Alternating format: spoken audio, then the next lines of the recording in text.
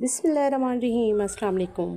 ابھی میں بچپن کی دہلیز پر ہی کھڑی تھی کہ ایک حادثے نے میرے والدین کو مجھ سے چھین لیا۔ میں تنہا رہ گئی تو میرے چچا نے مجھے سہارا دیا اور میں گاؤں میں ان کے پاس رہنے لگی۔ کچھ سال گزرے تو میرے تایا نے میرے چچا سے میری منگنی اپنے بیٹے ناصر سے طے کر دی۔ ناصر بچپن سے ہی شہر میں اپنے ماموں کے ہاں زیر تعلیم تھا۔ وہ خوبصورت تھا لیکن میں نے برسوں سے اسے دیکھا نہیں تھا۔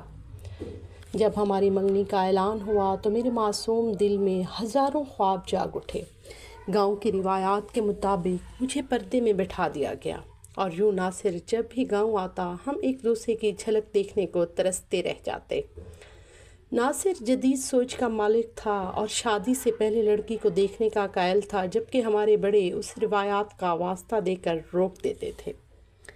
ایک دن ناصر شہر سے میرے لیے چوڑیاں لایا اور بضد ہوا کہ وہ خود اپنے ہاتھوں سے مجھے یہ تحفہ دے گا، مگر چچی نے منع کر دیا۔ اس بات پر ناصر کا دل ٹوٹ گیا اور وہ غصے میں یہ کہہ کر چلا گیا، آپ لوگوں نے مجھ پر میری منگیتر کا چہرہ نہیں دیکھنے دیا۔ اب میں خود شادی کی رات اس کا منہ نہیں دیکھوں گا اور کسی اعلیٰ تعلیم یافتہ لڑکی سے شادی کروں گا۔ مگر افسوس کسی نے اس کے اس احتجاج کو سنجیدگی سے نہ لیا۔ آخرکار شادی کا دن آ گیا۔ گھر میں ڈھولک کی تھاپ تھی، سہیلیاں مجھے چھیڑ رہی تھیں اور میں شرم و حیا کے گھونگھٹ میں سمیٹی دلہن بنی بیٹھی تھی۔ جب ناصر کمرے میں داخل ہوا تو پھولوں کی خوشبو سے سارا کمرہ مہک اٹھا اور میرے قریب آ کر بیٹھا، لیکن اس کے لہجے میں محبت کی بجائے ایک عجیب سرد و مہر انتقام تھا۔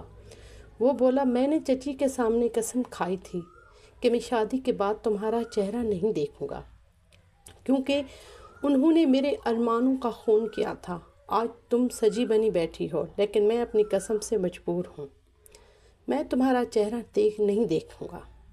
یہ کہہ کر اس نے کمرے کی بتی گل کر دی اور پورے کمرے میں اندھیرا چھا گیا۔ میرے سارے خواب، میری ساری امیدیں اس ایک پل میں ٹوٹ کر بکھر گئیں۔ ابھی صبح کی اذان میں کچھ ہی دیر باقی تھی کہ ناصر نے انتہائی سرد لہجے میں دوسرا وار کیا، دیکھو زیریں، شادی میری مرضی سے نہیں ہوئی، میں ایک اعلیٰ تعلیم یافتہ بیوی چاہتا ہوں، تم تو میرے والدین کی ضد کا نتیجہ ہو، میں تمہیں اپنے ساتھ شہر نہیں لے جاؤں گا، اگر چاہو تو مجھ سے طلاق لے سکتی ہو۔ صبح ہوتے ہی وہ گھر والوں کے تمام التجاؤں کو ٹھکرا کر یہ عذر پیش کرتے ہوئے شہر روانہ ہو گیا کہ اس کی ملازمت ایسی ہے کہ وہ رک نہیں سکتا۔ وہ چلا گیا اور میری پھولوں کی سجی کانٹوں کی بستر بن گئی۔ ناصر کے جانے کے بعد میرے دن انگاروں اور رات سولی بن گئی۔ میری ساس ایک نیک خاتون تھی، وہ بیٹے کے اس ظلم پر خون کے آنسو روتیں اور مجھ سے کہتیں کہ کاش میں تمہیں پہلے اس کا چہرہ دکھا دیتی۔ ان کے کہنے پر میں ہر وقت ہار سنگھار میں رہتی تاکہ دنیا کو لگے کہ میں خوش ہوں، لیکن اندر سے میں مر چکی تھی۔ میں صرف مڈل پاس تھی اور مجھے احساس تھا کہ میری کم علمی ہی ناصر کے اس رویے کی وجہ ہے۔ جب ناصر نے مہینوں خط کا جواب نہ دیا تو میں نے ایک فیصلہ کیا۔ میں نے اپنی ساس سے آگے پڑھنے کی خواہش ظاہر کی۔ انہوں نے فوراً اجازت دے دی۔ میں نے گھر بیٹھ کر میٹرک کیا اور پھر تایا ابو کی منت سماجت کر کے شہر کے ایک نامور کالج کے ہاسٹل میں داخلہ لے لیا۔ ناصر کو جب یہ پتہ چلا تب بھی وہ لاپرواہ رہا۔ وہ گھر بھی تب آتا جب میں وہاں نہ ہوتی، لیکن اب مجھ پر پڑھائی کا جنون سوار تھا۔ میں نے دن رات ایک کر دی، BA کیا اور پھر MA پاس کرنے کے بعد ایک اچھے سرکاری محکمے میں اعلیٰ عہدے پر افسر تعینات ہو گئی۔ قدرت کا کھیل دیکھیے، میری پوسٹنگ اسی شہر میں ہوئی اور چند ہی دنوں بعد ناصر کا تبادلہ بھی اسی محکمے میں ہو گیا، لیکن وہ وہاں صرف ایک معمولی کلرک کی حیثیت سے آیا۔ ایک دن وہ ایک دفتر فائل لے کر میرے کیبن میں داخل ہوا۔ جیسے ہی اس نے مجھے دیکھا وہ دیکھتا ہی رہ گیا۔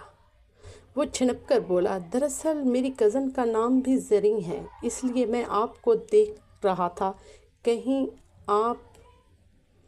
میں نے روکھے لہجے میں بات کاٹتے ہوئے کہا، میں آپ کی کزن نہیں ہوں، نام ملتے جلتے ہو سکتے ہیں، آپ اپنا کام کیجیے۔ وقت گزرتا گیا، میں نے دفتری اخلاق کے ناطے اس سے بات چیت بڑھائی تو اس کا حوصلہ بڑھ گیا۔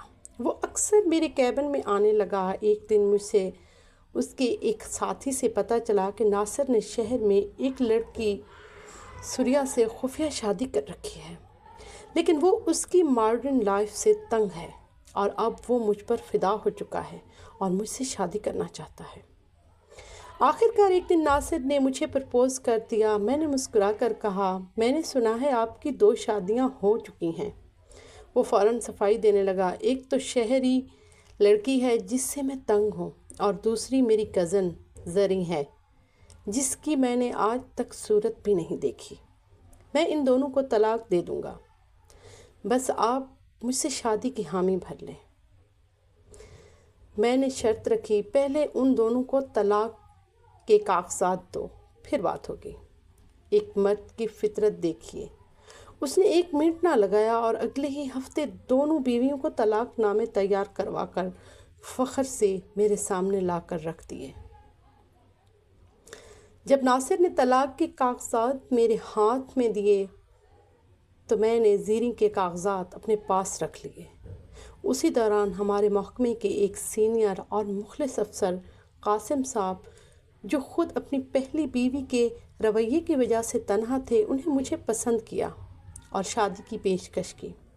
میں نے ناصر کی کم ظرفی دیکھنے کے بعد قاسم صاحب کے مخلص ساتھ کو چننے کا فیصلہ کر لیا۔ اگلے دن ناصر میرے کیبن میں آیا اور کہنے لگا، سوریا کے کاغذات تو ٹھیک ہیں، لیکن زیریں کے طلاق نامے کہاں ہیں؟ میں نے پرسکون انداز میں مسکرا کر کہا، ناصر، زیریں نے اپنے طلاق کے کاغذات خود وصول کر لیے ہیں، کیونکہ میں ہی وہ تمہاری جہل اور ان پڑھ بیوی زیریں ہوں۔ یہ سن کر ناصر کے پیروں تلے سے زمین نکل گئی اور وہ شرمندہ پچھتاوے کے دلدل میں دھنس گیا اور کاغذات واپسی مانگنے لگا۔ لیکن جو شخص ایک بار دل سے اتر جائے وہ پھر کبھی واپس نہیں آ سکتا۔ اگلے دن ناصر اپنے اور میرے گھر والوں کو لے کر میرے پاس آیا۔ سب نے مجھے سمجھانے کی کوشش کی، لیکن میرا فیصلہ اٹل تھا۔ میں نے بڑے بزرگوں کے مان رکھنے کے لیے اپنی آدھی جائیداد ناصر کے نام کر دی، یعنی حق مہر شوہر نے نہیں بلکہ میں نے ادا کیا اور اس سے ہمیشہ کے لیے رشتہ توڑ لیا۔ چچا چچی نے بھی میری خوشی کو دیکھا اور میری شادی قاسم صاحب سے کروا دی۔ آج میں اپنے مخلص شوہر اور بچوں کے ساتھ ایک خوشگوار اور پرسکون اور مثالی زندگی گزار رہی ہوں، اور ناصر اپنے غرور اور کم ظرفی کے اندھیروں میں ہمیشہ کے لیے گم ہو چکا ہے۔ ہمارے چینل کو سبسکرائب کیجیے گا اور کمنٹ میں بھی بتائیے گا کہ آپ کو ہماری ویڈیو کیسی لگتی ہیں۔ شکریہ۔